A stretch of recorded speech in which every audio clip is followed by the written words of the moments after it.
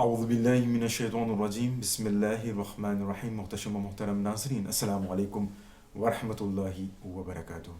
امید کرتے ہیں بفضل رب کائنات اور تاجدار مدینہ، راحت قلب و سینہ، صاحب معطر پسینہ جناب محمد مصطفیٰ صلی اللہ علیہ وسلم کے صدقے آپ خیر و عافیت سے ہوں گے۔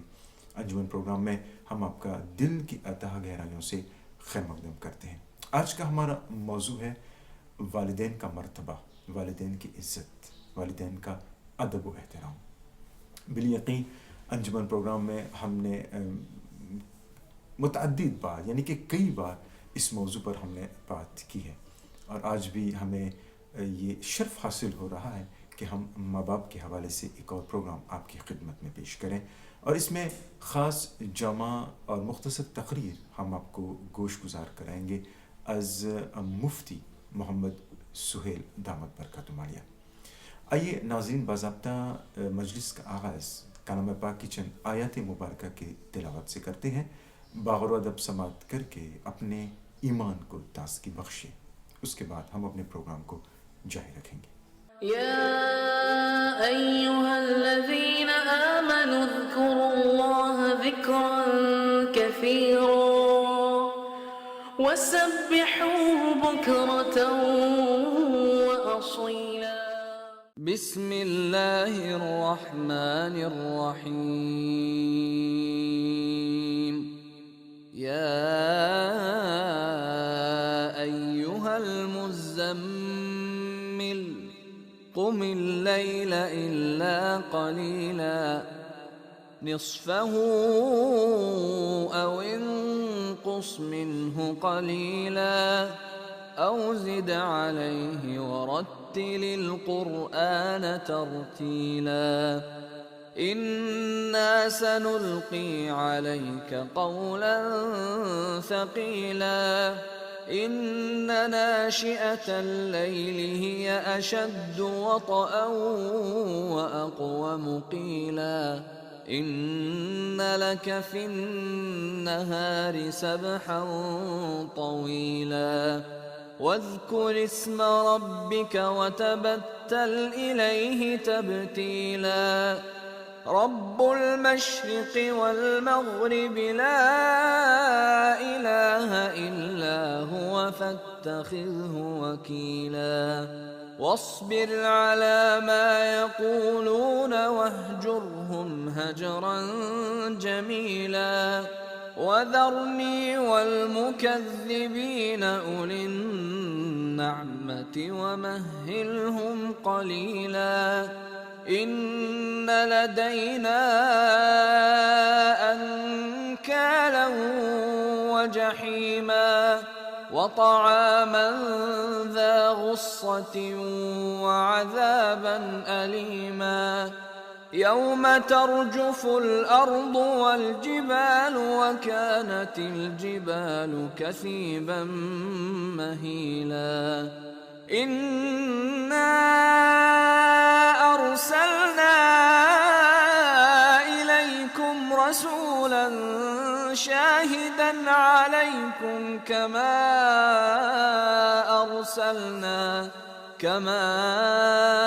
أرسلنا إلى فرعون رسولا فعصى فرعون الرسول فأخذناه أخذا وبيلا فكيف تتقون إن كفرتم يوما يجعل الولدان شيبا السماء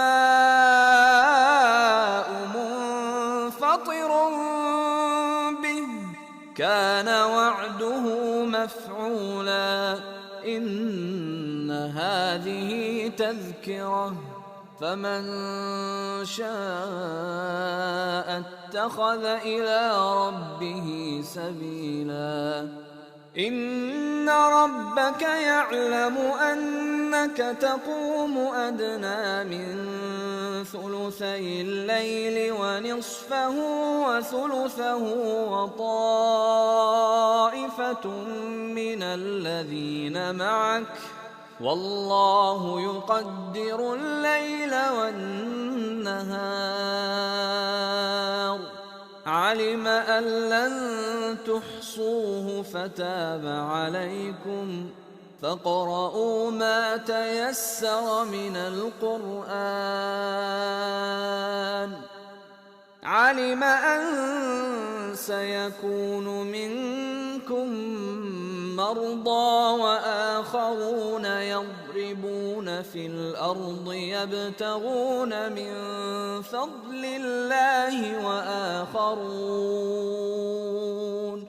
وآخرون يقاتلون في سبيل الله فاقرؤوا ما تيسر منه وأقيموا الصلاة وآتوا الزكاة وأقرضوا الله قرضا حسنا وما تقدموا لأنفسكم من خير تجدوه عند الله هو خيرا وأعظم أجرا واستغفروا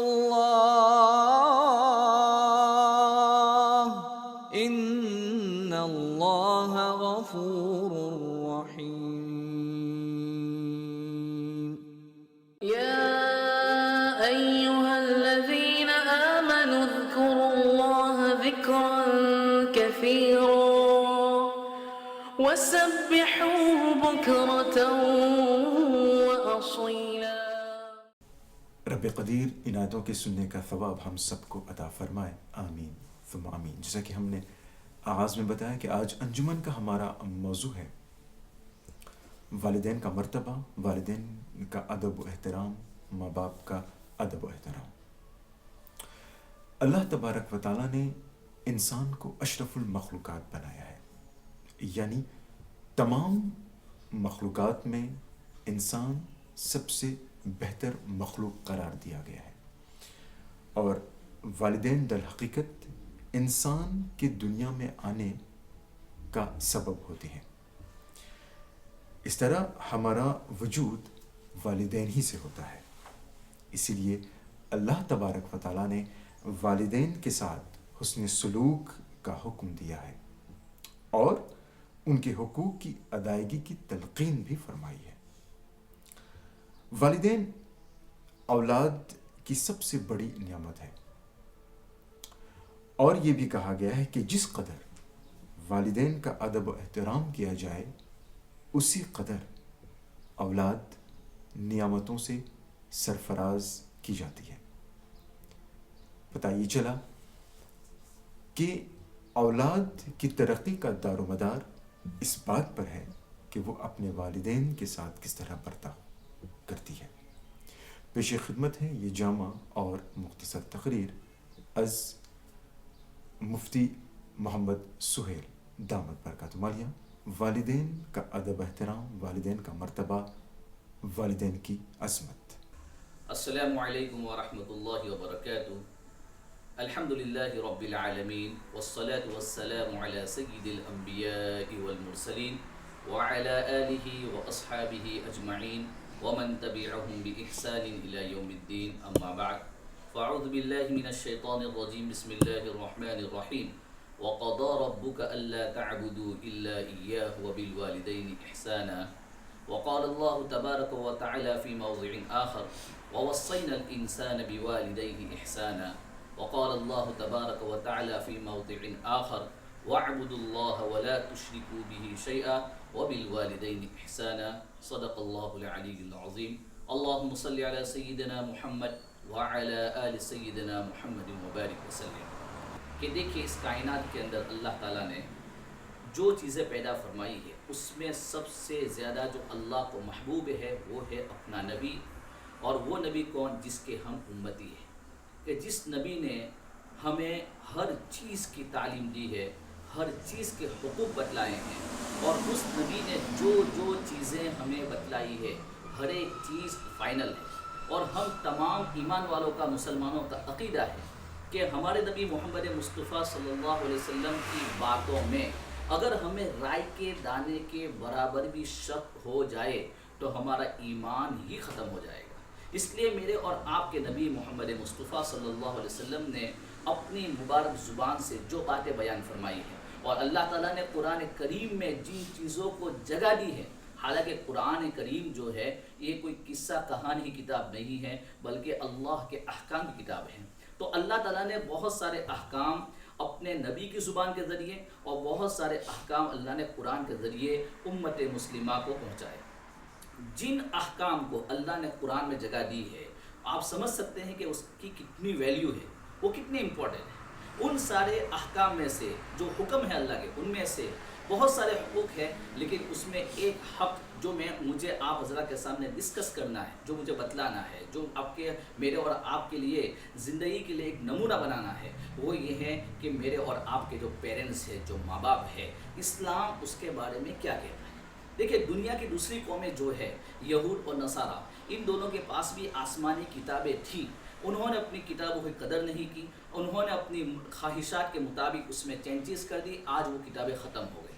دنیا کی دوسری قوموں کے پاس آسمانی کوئی کتاب ہی نہیں ہے، ان کے پاس اس قسم کے کوئی تصورات ہی نہیں ہے، ان کے پاس ایک قسم کی تعلیمات ہی نہیں ہے جو پاکیزہ تعلیمات میرے اور آپ کے آقا محمد مصطفیٰ صلی اللہ علیہ وسلم نے ہمیں دی ہے، اور ان تعلیمات پر جو بھی انسان عمل کرتا ہے 110% نہیں 1000% وہ انسان کا دنیا اور آخرت میں کامیاب ہونا یقینی ہے، اور ایک کامیابی کی چابی ہے۔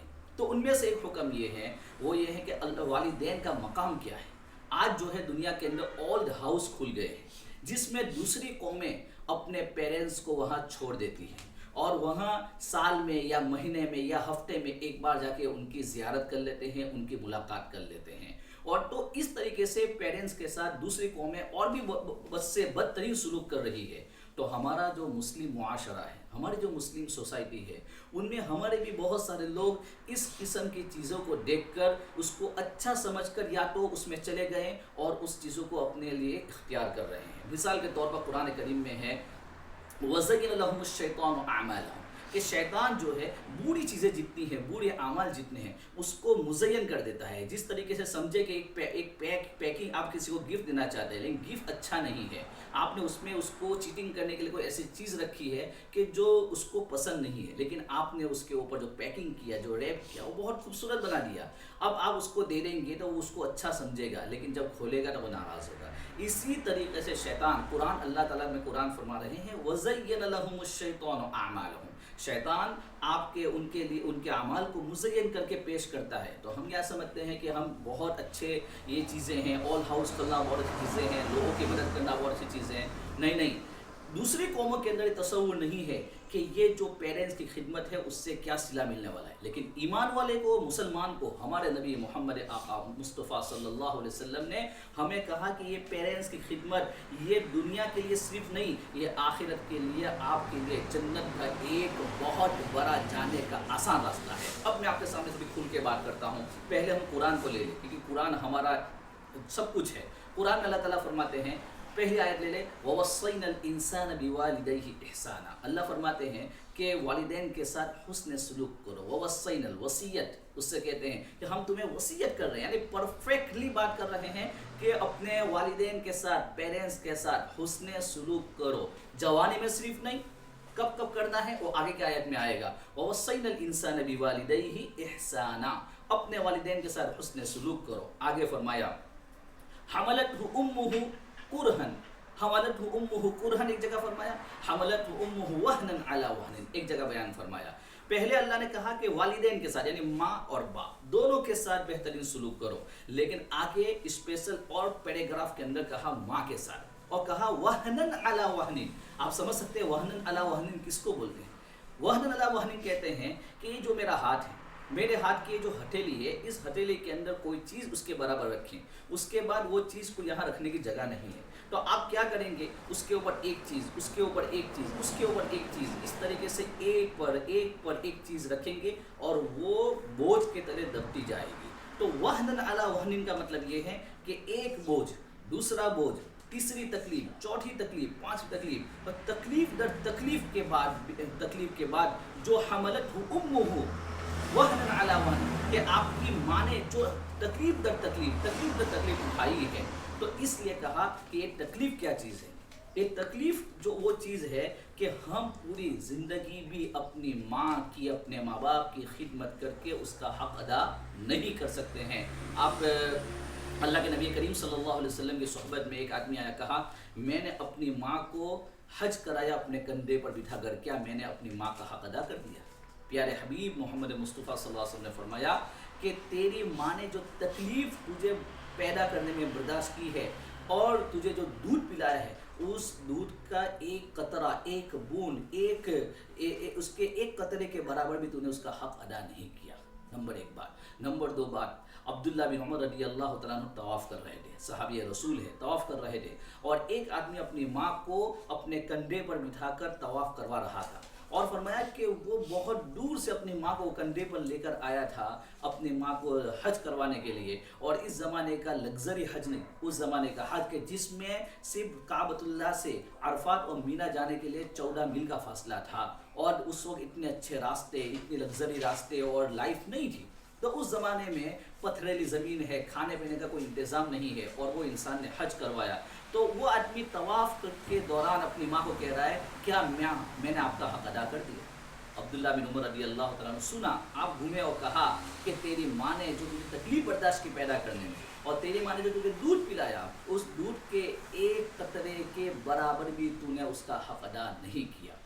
عبید اللہ بن عمر ایک فرماتے ہیں کہ ایک آدمی خراسان سے اپنی ماں کو، خراسان یہ افغانستان کے پاس پڑتا ہے، اپنی ماں کو اپنے کندھے پر لایا اور حج کروایا، پورا حج اپنے کندھے پر کروایا، اور ان سے جا کے کہا کہ عبید اللہ، کیا میں نے اپنی ماں کا حق ادا کر دیا؟ آپ نے فرمایا کہ تیرے ماں کے دودھ کے ایک قطرے کا بھی تو نے حق ادا نہیں کیا. تو یہ ہے حملت امہ وہن علی وہن. ہماری ماں نے پے در پے 9 مہینے کا پیدا کرنے کے بعد پھر جو ہے ہم کو بڑا کرنے تک، ہمیں جوان ہونے تک، ہماری تعلیم، تربیت، ہمارے ہر چیز کو سنبھال ان کا بڑھاپا آ جاتا ہے. اب جب بڑھاپا آ جاتا ہے، اب اس کے حقوق کو ادا کرنے کی باری ہم نوجوانوں کو آتی ہے. ہماری ذمہ آتی ہے کہ اب ہمارے ماں باپ کو جس طرح انہوں نے 20-25 سال تک ہمیں 20-25 ایئرس تک جو ہمیں تکلیف ہونے سے بچایا، اور ہمیں ٹھنڈی کے اندر گرمی کا احساس دلایا، گرمی کے اندر ہمیں ٹھنڈی کا احساس دلایا، اور انہوں نے خود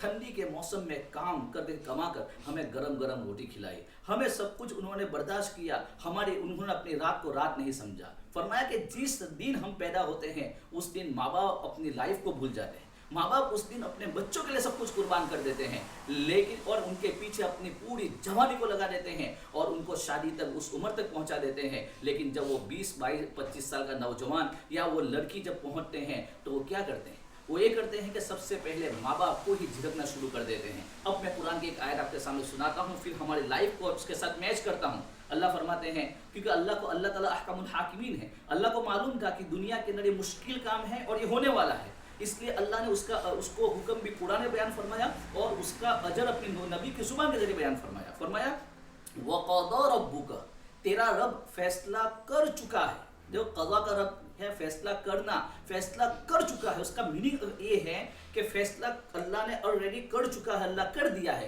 کیا فیصلہ ہے؟ وَقَضَى رَبُّكَ أَلَّا تَعْبُدُوا إِلَّا إِيَّاهُ. پہلی بات یہ ہے کہ تیرا رب فیصلہ کر چکا ہے کہ اس کے علاوہ کسی کی عبادت مت کرنا، یعنی اللہ کے علاوہ کسی کی بھی عبادت مت کرنا. ایک تو اللہ نے یہ حکم نازل فرمایا، وَقَضَى رَبُّكَ أَلَّا تَعْبُدُوا إِلَّا إِيَّاهُ. نمبر 2، جو اللہ نے اپنے حق کے بعد ساری کائنات میں جو حق بیان کیا، قرآن کریم کی آیت میں کہا وَبِالْوَالِدَيْنِ إِحْسَانًا، اور فرمایا کہ ایک تو میرے ساتھ کبھی شرک مت کرنا، میرے ذات کے علاوہ کسی کو بھی شریک مت ٹھہرانا، کسی کے سامنے بالکل مت جھکنا ہے تو نماز میں جھک، میرے سامنے جھک، سجدہ کر میرے سامنے کر، اور کسی کے سامنے نہیں. اگر تو نے میرے علاوہ کسی کے سامنے جھکا تو یاد رکھ کہ تو ایمان والی کیٹیگری سے نکل گیا. پھر فرمایا وَبِالْوَالِدَيْنِ إِحْسَانًا، اور اپنے والدین کے ساتھ حسن سلوک کر، شرافت والا معاملہ کر، ان کے ساتھ ادب و احترام سے کرا رہے، آنکھیں مت نکال، ان کو جھڑک مت، ان کو اونچا مت بول، بلکہ ان کے سامنے ادب و احترام کے ساتھ کرا رہے. اما یبلغن، کہ جب ماں باپ جوان ہوتے ہیں اور اولاد بھی جوان ہوتی ہے تو ماں باپ کو خدمت کی ضرورت نہیں ہوتی ہے. ماں باپ اس وقت کہتے بھی نہیں ہے کہ تم میری خدمت کرو، بلکہ ماں باپ اپنا کام خود کرتے ہیں. لیکن جب وہ بڑھاپے کی عمر کو پہنچ جاتے ہیں، اما یبلغن عندک تیرے سامنے عندک الکبر بڑھاپے کو پہنچ گئے، احداہما ان میں سے ایک، احدہما ایک، یا او کلاہما یا دونوں بڑھاپے کی عمر کو پہنچ گئے. قرآن کتنا خوبصورت انداز میں کہتا ہے فلا تقل لہما اف، فلا تقل لہما اف. قرآن کہہ رہا ہے تقل لہما، تو ان کو بالکل بھی، یعنی بالکل ہمیں کہتا ہے اسٹاپ، بالکل بھی اپنی زبان سے اف، یعنی یہ مت کہ تو کیسی ہے، تو ایسا، یہ تو بولنا ہی نہیں ہے. اف یا اللہ یا اللہ، کیا یعنی اپنی ان کی تکلیف کو، ان کی تکلیف کو ان کے سامنے ایسا احساس مت دلا کہ تو تکلیف محسوس کر رہا ہے، بلکہ اپنی خوشی کا اظہار کر کہ تمہاری تکلیف کو دور کرنے کے لیے میں تو کوشش کر رہا ہوں، یہ میری سعادت ہے، یہ میری سعادت ہے. ان کی تکلیف کو دیکھ کر اور ان کی خدمت کر کے اف مت کر اور بوجھ مت سمجھ. فلا تقل لهما اف ولا تنهرهما، بالکل مت جھڑکنا، بالکل مت جھڑکنا. کیا ہونے والا ہے اگر تو نے ماں باپ کے سامنے اف کیا، اگر تو نے جھڑکا تو کیا ہوگا؟ بعد میں اللہ بتاتے ہیں ولا تنہرہما وقل لہما قولا کریما، اور ان کے سامنے نرمی سے بات کر، شرافت سے بات کر. جس طرح تو اپنے باس کے سامنے نگاہیں جھکا کر ادب و احترام کے ساتھ محض دنیا کے لیے جو بات کرتا ہے، اس طریقے سے تو اپنے ماں باپ کے سامنے بھی ادب اور احترام کے ساتھ نرمی سے بات کر. کیا ہوگا؟ نمبر ایک، اللہ تعالیٰ کے ماں باپ کو خوشی ہوگی کہ الحمدللہ اپنے بچوں کی میں ہم نے وہ تربیت کی ہے جو اتنی شریف اور شرافت کے ساتھ ہمارے سامنے ادب و احترام کے ساتھ کھڑی رہتی ہے. فلا تقل لهما اف ولا تنهرهما وقل لهما قولا کریما. آگے فرمایا واخفض لهما جناح الذل، کہ ان کے سامنے اپنے آپ کو جھکا دے، اپنے آپ کو جھکا کے رکھ. واخفض لهما جناح الذل من الرحمہ وقل رب ارحمهما كما ربياني صغيرا. پوری زندگی ان کے سامنے اپنے آپ کو جھکا کے رکھ، اپنے آپ کو جھکا کے رکھ. اگر ان کا انتقال ہو گیا ہے، اگر وہ دنیا سے چلے گئے ہیں، تو اب کیا کرنا ہے؟ اللہ فرماتے ہیں وقل رب ارحمهما، تم اللہ سے دعا کرو، ربی اے میرے رب ان کے لیے ان پر رحم فرما لے. وقل رب ارحمهما کما ربیانی صغیرا، جس طرح بچپن میں انہوں نے میری تربیت کی، انہوں نے مجھے ہر حال میں ہر چیز کا شوق پورا کیا، میرے تعلیم و تربیت کے لیے اپنا جان مال وقت سب کچھ قربان کیا، میری خوشیوں کے خاطر اس نے سب کچھ برداشت کیا، اور انہوں نے ہر ٹھنڈی کو ٹھنڈی نہیں سمجھا، گرمی کو گرمی نہیں سمجھا، انہوں نے اپنی خوشی کو خوشی نہیں سمجھا، اولاد کی خوشی کو خوشی سمجھا. تو فرمایا ان کے لیے دعا کر، ان کے لیے مغفرت کی دعا کر. میرے اور آپ کے آقا محمد مصطفیٰ صلی اللہ علیہ وسلم فرماتے ہیں کہ اللہ کے نبی کے دربار میں ایک صحابی ابو سعید رضی اللہ تعالیٰ عنہ آئے اور فرمایا کہ اللہ کے نبی، والدین کے ساتھ، والدین سب سے بڑا عمل کیا ہے؟ فرمایا سب سے بڑا عمل کیا ہے؟ فرمایا سب سے بڑا عمل یہ ہے کہ تو اپنے والدین کے ساتھ حسن سلوک کر. کہا اگر وہ دنیا میں نہ رہے تو؟ فرمایا کہ اگر دنیا میں نہیں ہے تو ان کے لیے دعائے مغفرت کر، ان کے لیے بخشش کی دعا کر، اور ان کا تعلق جن لوگوں کے ساتھ تھا جو ان کے رشتہ دار ہیں ان کے ساتھ بھی بہترین سلوک کر تاکہ ان کو فائدہ پہنچے، ان کے دوستوں کے ساتھ بھی بہترین سلوک کر تاکہ ان کو فائدہ پہنچے. تو میرے دوستوں بزرگوں، ہمیں موقع ملا ہے اپنے والدین کو زندگی میں. موسیٰ علیہ السلام نے اللہ تعالیٰ سے کہا یا اللہ میرا جنت کا ساتھی کون ہے؟ تو اللہ تعالیٰ نے کہا فونا قصائی، یعنی گوشت کاٹنے والا، بیچنے والا بائر، وہ تمہارا ساتھی ہے. موسیٰ علیہ السلام نے کہا کوئی اللہ والا نہیں، کوئی ولی اللہ نہیں، کوئی صحابی نہیں، کوئی نہیں، اور کوئی ایک قصائی کیسے ہو سکتا ہے؟ تو آپ وہاں تشریف لے گئے، اس کی دکان پہ گئے، دیکھا کہ وہ گوشت کاٹ رہا ہے.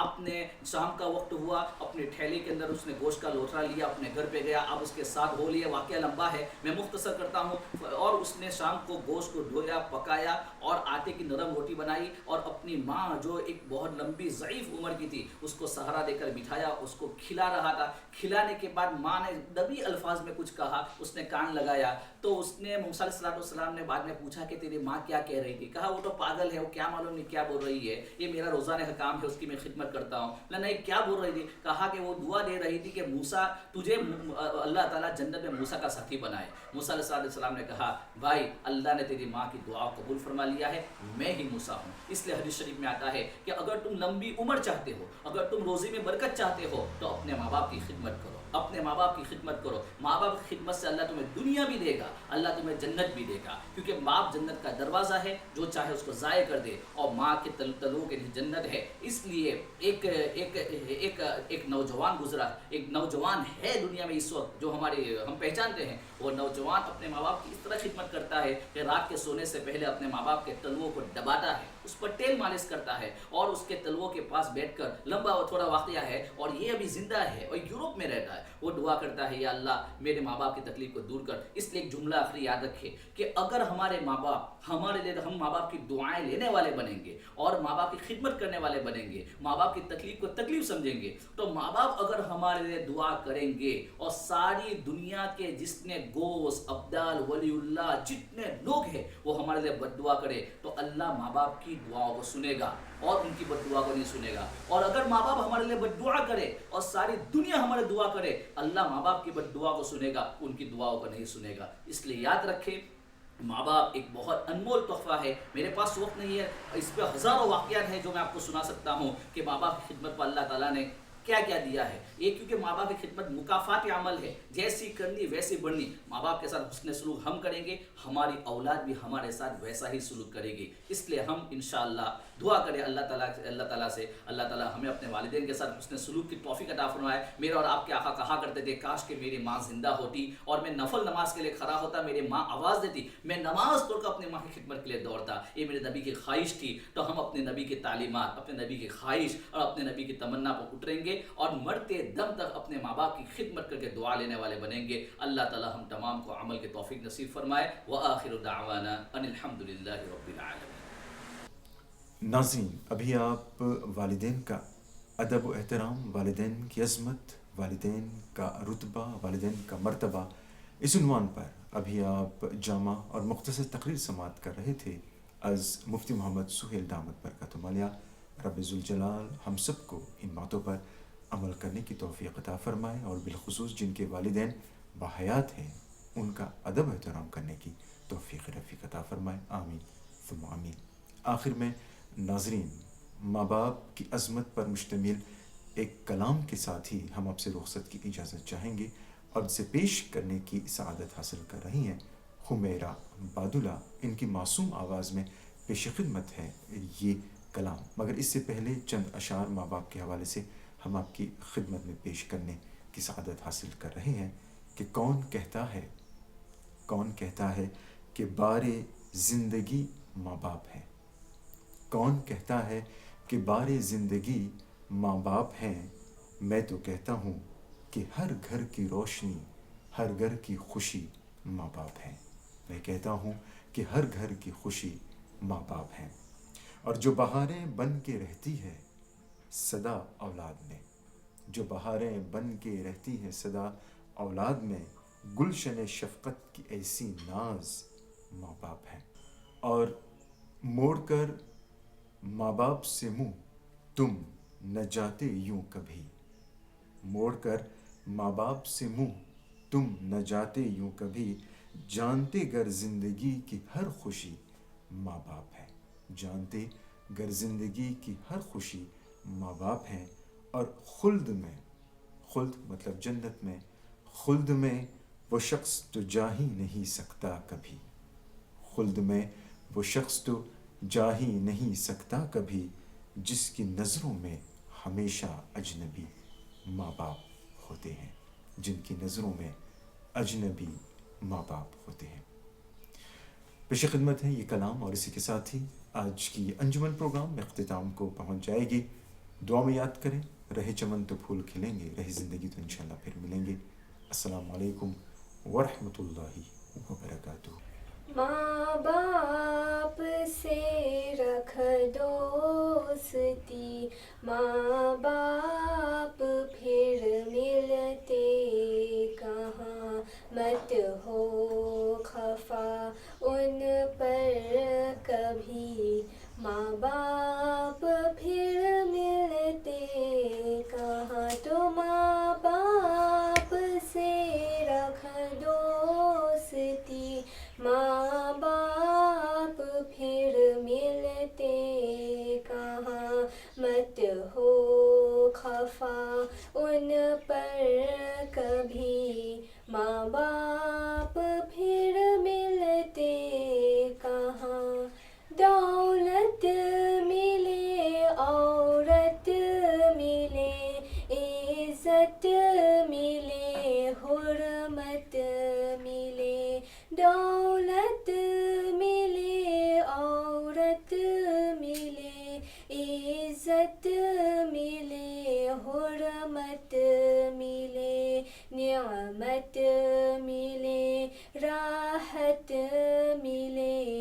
ماں باپ پھر ملتے کہاں، تو ماں باپ سے رکھ دوستی، ماں باپ پھر ملتے کہاں، مت ہو خفا ان پر کبھی، ماں باپ پھر ملتے کہاں، دنیا میں جو چاہو اگر ملتا ہے وہ تو بیشتر، دنیا میں جو چاہو اگر ملتا ہے وہ تو بیشتر، لیکن ارے او بے خبر، ماں باپ